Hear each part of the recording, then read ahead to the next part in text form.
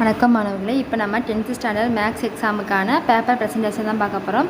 First இவங்க பாருங்கள் 5 mark question எழுதியிருக்காங்க. நமக்கு வந்து ஒரு இதை வந்து எல்ஹெச்எஸ் ஆர்ஹெச்எஸ் வந்து சமமானு சொல்லி நம்ம இது பண்ணுறது. எல்ஹெச்எஸ் வந்து கண்டுபிடிச்சிருக்காங்க. எப்படி ஸ்டெப் பை ஸ்டெப் எழுதுங்க. ஸ்டெப் பை ஸ்டெப் எழுதினா தான் உங்களுக்கு வந்து மார்க் கிடைக்கும். மார்க் அடிச்சுட்டு அதை வந்து ஃபஸ்ட்டு எல்ஹெச்எஸ் சமன்பாடு ஒன்றுன்னு வச்சுருக்காங்களா, அடுத்து ஆர்ஹெச்எஸ் கண்டுபிடிக்காங்க. ஏ கிராஸ் பி கண்டுபிடிக்காங்க. அதுக்கடுத்து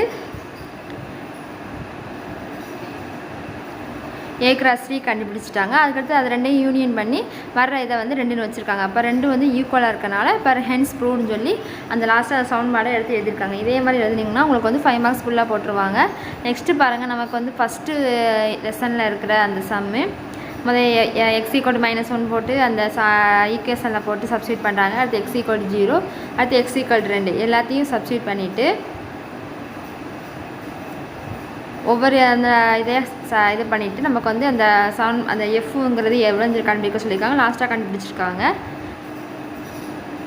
இதே மாதிரி நீங்கள் பார்த்தீங்கன்னா ஒவ்வொரு இதுக்கும் ஸ்டெப் பை ஸ்டெப்பாக எழுதுங்க. எந்த ஸ்டெப்பையும் ஸ்கிப் பண்ணாதீங்க. நல்லா இடம் விட்டு நீட்டாக எழுதுங்க. ரொம்ப அடித்து எழுதாதீங்க. கொஸ்டின் நம்பர்லாம் கரெக்டாக போடுங்க. ப்ளஸ் இருக்கா மைனஸ் இருக்கான்னு பாருங்கள். அதுவும் ரொம்ப முக்கியம். அடிக்கும்போது கரெக்டாக அடிங்க. மேலே 2 அடிச்சிங்கன்னா 4 1 மேலே 1 வருமா 2 வருமா, நம்ம அவசரத்தில் வந்து மாற்றி எழுதிடுவோம். அதனால் கரெக்டாக பாருங்கள். இதெல்லாம் நமக்கு வந்து ஈஸியாக இருக்க மாதிரி தெரியும். ஏ கிராஸ் ஏ கண்டுபிடிக்கும் போதெல்லாம் ரொம்ப இந்த சம்லாம் ஈஸி, ரொம்ப ஈஸி சம்மு. ஆனால் நமக்கு வேகமாக எழுதும்போது நம்ம தப்பாக எழுதிடுவோம். ஸோ அதனால் பார்த்து கரெக்டாக பொறுமையாக எழுதுங்க. இது தப்பு இல்லாமல் எழுதுங்க. ஏன்னா ஒரு தப்பு விட்டாலுமே அந்த சம்மே ஃபுல்லாகவே தப்பாயிடும். ஸோ நீங்கள் சம் செய்யும்போது வந்து எந்த இடத்துல ப்ளஸ்ஸு மைனஸு நம்பர்லாம் கரெக்டாக இப்போ போட்டிருக்கீங்களான்னு பார்த்துக்கோங்க. கொஸ்டினில் எந்த நம்பர் போட்டிருக்குன்னு பார்த்துக்கோங்க. நீங்கள் நம்பரை மாற்றி எழுதினாலும் ஃபுல்லாக தப்பாக போயிடும். அதுமாதிரி ஆன்சர் எல்லாமே பாக்ஸ் பண்ணுங்கள். லாஸ்ட்டாக பாக்ஸ் பண்ணினீங்கன்னா திருத்த உங்களுக்கு வந்து கொஞ்சம் ஈஸியாக இருக்கும். இங்கே பாருங்கள், இவங்க வந்து இதில் வந்து தப்பு பண்ணிட்டாங்க. நம்பர் பெருக்கு தப்பு பண்ணிட்டாங்க. அதனால் மார்க் அவங்களுக்கு போயிடுச்சு.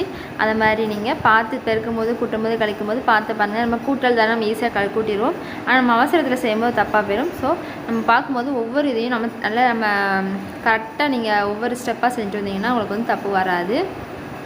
அதுமாதிரி ஃபார்ம்லாம் நல்லா படித்து வச்சுக்கோங்க. எந்தெந்த இதுக்கு எந்தெந்த ஃபார்ம்லாம் வரும்னு பார்த்துக்கோங்க. எல்லா சம்மையும் நீங்கள் செஞ்சு பார்த்தீங்கன்னா தான் உங்களுக்கு எக்ஸாமில் செய்யும்போது ஈஸியாக இருக்கும். சும்மா பார்த்தீங்கன்னா உங்களுக்கு எக்ஸாமில் செய்யும்போது குழப்பிடும். ஸோ அதனால் எங்கள் வீட்டில் இருக்கும்போது இப்போ நீங்களே எக்ஸாம் பார்க்கும்போது அதை எல்லாமே செஞ்சு பார்த்துக்கோங்க. N of A விட்டு B, B of A விட்டு B இதெல்லாம் ரொம்ப ஈஸியான சம் தான்.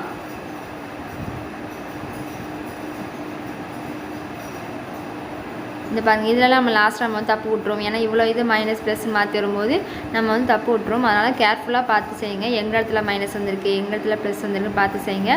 இது வந்து தியரி இது தேற்றம். இது ப்ரூஃபு என்ன கரெக்டாக அந்த படம் வரைகிறது அது எல்லாமே கரெக்டாக எழுதிக்கோங்க. படம்லாம் நீட்டாக வரைங்க. கையை வச்சு வரைங்க, ஸ்கேலை வச்சு வரைங்க. அது மிட் பாயிண்ட் கண்டுபிடிக்கிறது இதெல்லாம் ரொம்ப ஈஸி தான். ஃபார்ம்லாம் என்ன வச்சுக்கோங்க. ஸ்லாப்போட ஃபார்ம்லாம் என்னது இதெல்லாம் என்ன வச்சுக்கோங்க.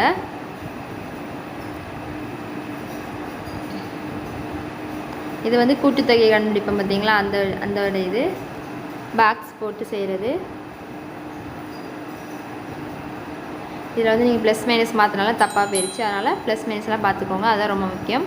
அதுக்கடுத்து வந்து நமக்கு வடிவியல் பார்த்திங்கன்னா ரஃப் டயக்ராம் கரெக்டாக வந்துக்கோங்க. டயக்ராம் வரையும்போது நீட்டாக வரைங்க.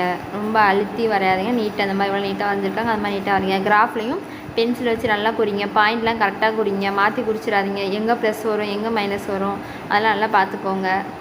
மேலே வந்து அந்த எக்ஸு ஹெச்சில் எவ்வளோ சென்டிமீட்டர் அதெல்லாம் கரெக்டாக எழுதிக்கோங்க.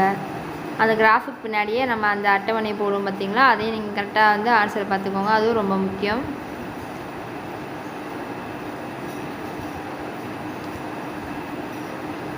ஸ்டெப் மார்க் நம்ம இது செய்முறை எழுதும் பார்த்தீங்களா, அதுவும் ஸ்டெப் பை ஸ்டெப் கரெக்டாக எழுதிக்கோங்க.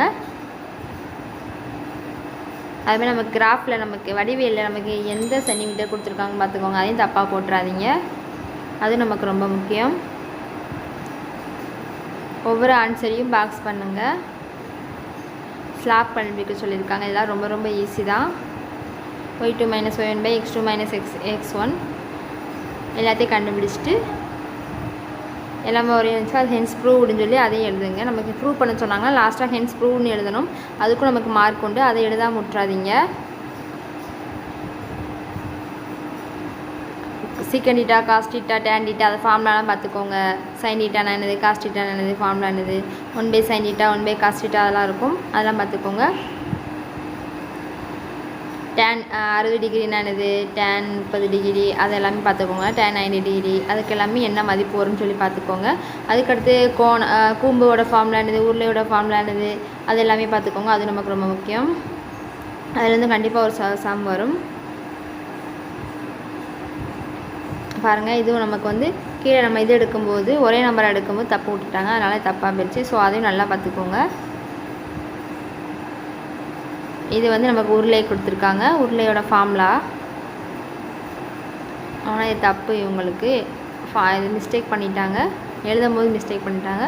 ஸோ அது வந்து மதிப்பு வந்து தப்பாக போயிடுச்சு. அப்படி இருந்தால் நம்ம ஸ்டெப் மார்க் போடுவாங்க. ஸ்டெப்பையும் கரெக்டாக பார்த்துக்கோங்க. இது 1 வேர்டுக்கான ஆன்சர். எக்ஸாம் நல்லா எழுதுங்க. புக் பேக் 1 வேர்ட்ஸாக நல்லா பார்த்துக்கோங்க. எக்ஸாம் வந்து நிதானமாக நல்லா செஞ்சு பார்த்து எழுதுங்க. பென்சில் வச்சு சைடில் செஞ்சு பார்த்து ஆன்சர் கரெக்டானு பார்த்து எழுதுங்க. இதையும் மாற்றி எழுதுறாதீங்க. கொஸ்டின் நம்பர் கரெக்டாக போடுங்க. எக்ஸாம் நல்லா எழுதுறதுக்கு ஆல் தி பெஸ்ட்.